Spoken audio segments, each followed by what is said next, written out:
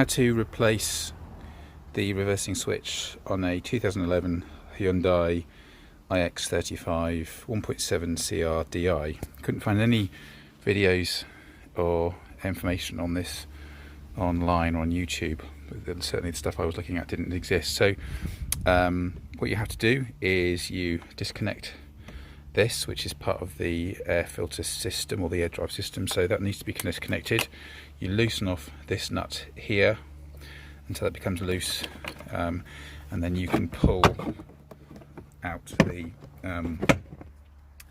the air system, which I'll do now.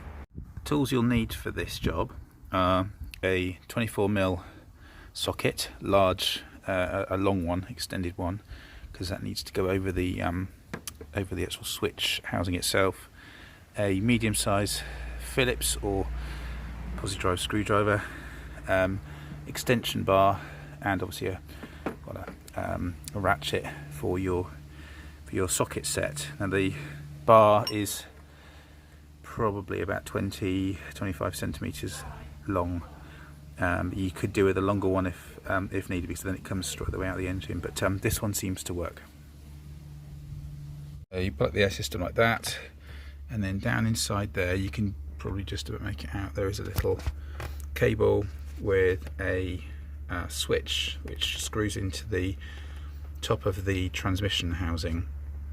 The switch comes off. There's a little catch on the right hand side. You can maybe just make it out in the picture. It's on the right hand side, so you can get your fingers down in there and you press against the side of that switch, and then you can pull it out. And then it should literally pull out without any tools. That then leaves the switch itself in place. You may want to clean around the where the switch screws in. I seem to have had a little mouse or something in here, which is a bit unfortunate. But yeah, you need to clean around there so no detritus or debris falls into the hole.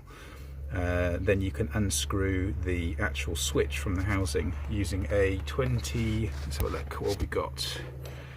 A 24mm long spanner and an extension. You'll need a long, deep socket set spanner head, because of course you've got the switch housing over the top. So the one I'm using is quite a long one, extended one. I'll show you what the switch looks like next. So here's the switch itself, the actual thing that screws into the housing. This is the activator. This inside the transmission there's a lever, so when you put it in reverse gear, there's a lever in the transmission inside that actually pushes on that switch, which makes a contact and creates a circuit across those two pins. That's it, that's the switch as far as I'm aware. It literally is that simple. This one's obviously I think broken down, and we'll test that in a minute. I know it's not my cable, because that's another thing to check. So the cable that was plugged into here was going out. The way I tested it wasn't the cable, was I used a paper clip and I shorted the two wires between the two terminals in the female, would it be the male or the female end, the other end of this, and then put it into reverse in the car whilst the engine was off but the ignition was on, and every single time I was able to get reversing camera, reversing lights, and everything. So I know it's not the loom. I know it's possibly something to do with either the switch, which we'll test in a minute, or hopefully not, something to do with the mechanism within the transmission. So the tool I used to get it out was a 24mm long extended socket, and then you use an extension on the end of that. This is actually probably slightly too short. What's that, about a foot long I suppose? Sorry, mixing my metaphors here with imperial and metric, but that's roughly about a foot long. If you can get a longer one then perfect, but you can get that in there, and you can tweak it off if you remove or pull this out of the way, so you've got a bit more room. So next we'll do a test on this to see whether this is actually failing when I press the button. So now I've got my multimeter set up, which I've got to continuity mode, so when I make a circuit I get a beep.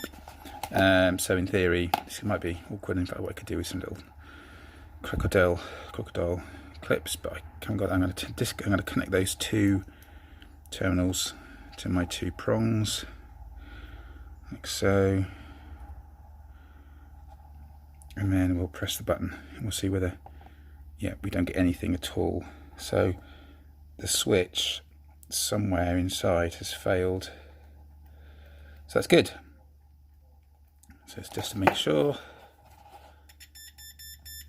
That's good. So we know that it's this that's failed. So we'll go and order one of these online. I think lots of cars have reverse switches, and I think pretty much this model is shared across lots of models. So hopefully we'll be able to find one pretty easily for about £6. Screw that in, fit it, and see how it goes.